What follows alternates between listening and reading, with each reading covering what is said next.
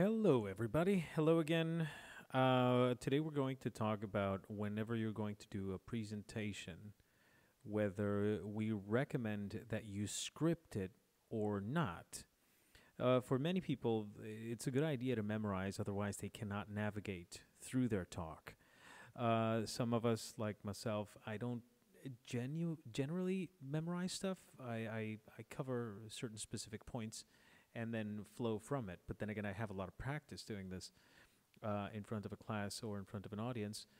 But during some topics, I do consider that memorizing is a better option. It all depends on your style and how you work memory wise. Remembering stuff, the way that you process things and the way that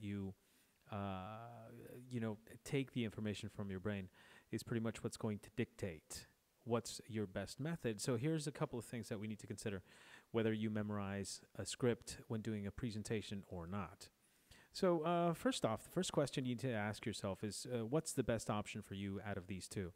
So even if you're prepared, even if you prepared for a month or you prepared for days in, days out, just remembering things are always going to go wrong no matter what.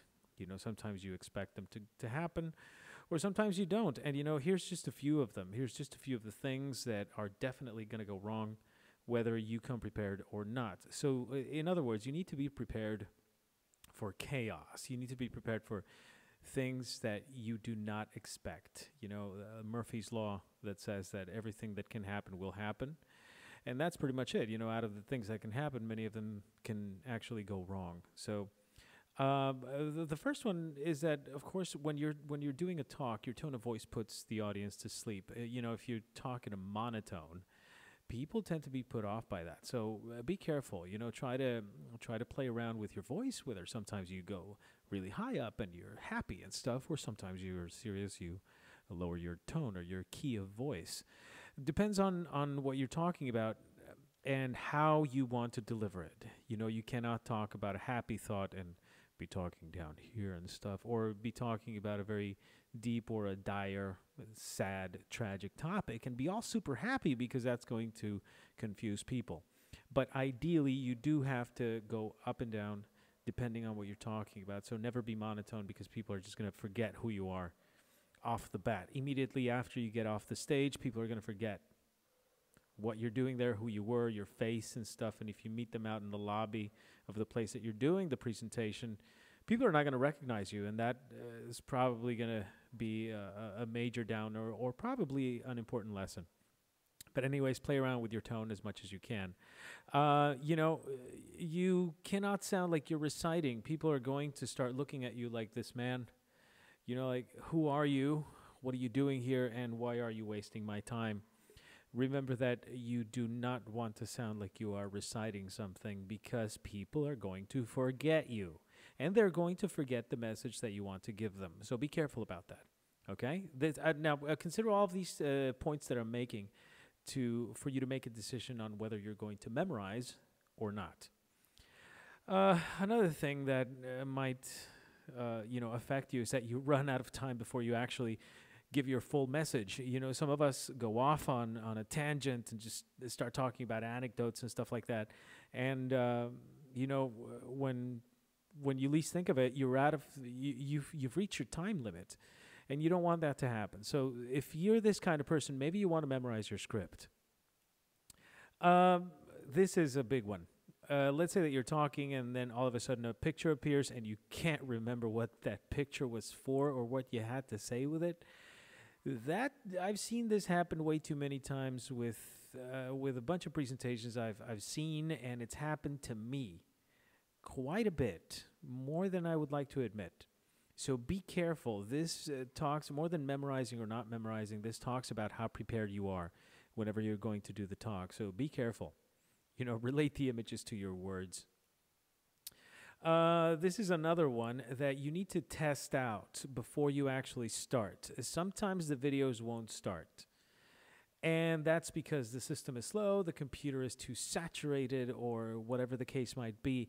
Now, if this happens, you need to have something up your sleeve, something to talk about, and you need to continue and not have any dead silence. because that becomes super awkward.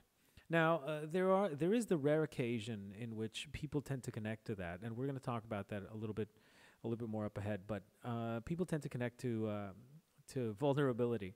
So if this happens, try to use it in your favor. That's what I want to get to. Try to use your vulnerability to your advantage. People respond well to that in general.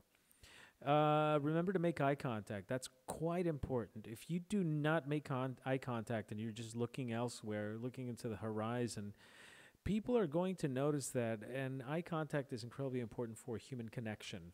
Remember that. You are talking to humans, and they are listening to a human. And the best way to connect with people is, of course, looking them in the eye. Don't be afraid of that.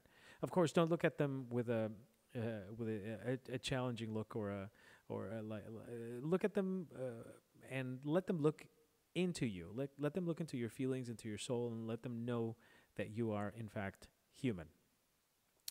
Now, this is we're getting into the awkward area of things that can go wrong. Let's say that you have a joke that you've planned and your family laughed at and your family thought it was hilarious, but you're in front of an audience and either you don't do the proper delivery or the joke wasn't really that funny. So be careful. If this throws you off, just keep going. Don't stop. Otherwise, you can make it even worse. All right? And this one is even worse than the other one. You're not trying to make a joke and people laugh. You might feel embarrassed by this one, but don't. Just keep going or embrace it, Just make it yours. Make it yours. Embrace it, carpe diem. Let's say that you think your talk is the best talk there has ever been since the beginning of time, but in reality it is not, and then the standing ovation you were expecting turns into an awkward applause that people do just because they don't want to be mean. Don't feel bad about this. There's anybody who's ever been on stage will tell you that the first, second, third, fourth, fifth time they do it, they're not getting the response they were dreaming of. That takes time and practice. So don't worry. Keep going. Now, another thing that might happen is that you're working on your presentation you're going forward and stuff, and all of a sudden you forget and you go blank. There's nothing there.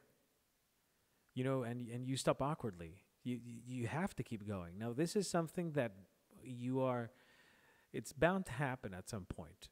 It's bound to happen. But don't worry, the more you practice, this is going to happen less. So the key to prevent this is to keep on practicing. Practice being in front of an audience, especially if you want to get into the world of public speaking or of teaching or of that kind of thing. Being in front of an audience anyways. But so you practice and this doesn't happen and it will stop happening eventually until you just don't even think about it and you don't worry. And if it happens, just like on the previous slide, just embrace it. Just go, oh, sorry, I just drew a blank. What was I talking about? And somebody in the audience is going to be kind enough to say, oh, you were talking about this and this and that. And it just allows you to keep going. Now, be prepared, but prepare right. Now, what does this mean? This is where you have to make the decision on whether you memorize or you do not. Okay? It depends pretty much on the way that you process things, as we mentioned at the beginning. Okay? Now, an important thing is be honest. People respond well to vulnerability. As I was talking earlier, you're going to make a mistake. You're going to make mistakes. Even if you're the most experienced talker, something has a probability of going wrong. And if that happens, embrace it, be honest about it, and people are going to respond. Audiences are not mean for the most part, unless you're unlucky to get a heckler. But even if that happens, just keep going. 99% of the audience is going to respond well to you. Now, this is also important. Remember that people are always going to remember those who are different. So be different. There's a TED Talk with this wonderful designer called Chip Kidd. And when he's doing the presentation, he comes out and he does this weird movement with his body. And he mentions that people are not going to forget him. And to this day, I still remember him. I don't remember his full presentation, but I do remember that precise moment because it was strange and it's memorable more than anything. Now, I'm not telling you to make a fool of yourself, But there are many ways of many things, many options that you have to do something different that people will remember. I just heard about a talk in a conference that there was somewhere. I don't know exactly where it was, but it was the last one, and people wanted to go home and stuff. And as people were going out, the guy came out in a motorcycle on stage, and people stayed because he grasped their attention. Who brings a motorcycle on stage? Well, this guy did, and people listened. So that's just a crazy idea for you to consider. Not the motorcycle itself, but the idea of doing something interesting and something that creates an impact from the beginning. Now, here's an important decision you need to make before you actually give your talk, okay? First off, the first option is write your talk in full and memorize it. Or have a clearly worked out structure. Now, me personally, as I mentioned at the beginning, I usually do the structure first. Okay, I go out. I remember that I gave the speech many years ago when I graduated from university. I was chosen to do the thank you speech from my generation.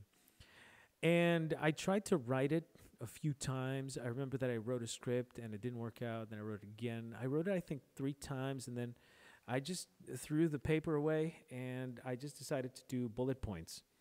And that worked out, and I gave a pretty honest, long, heartfelt speech. Well, it wasn't that long, but it was heartfelt, and people connected to it. And most importantly, I connected to it. So it worked for me at the time.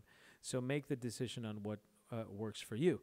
So my recommendation is for you to try both and practice in front of a small audience and make your decision on which one you want. Now, both of these are acceptable. They're perfectly acceptable, but you have to define this. Nobody else is going to do it for you. What is going to happen is that the audience, a small audience, try it with family, friends, people who you trust that can give you an honest opinion, and make a decision based on that.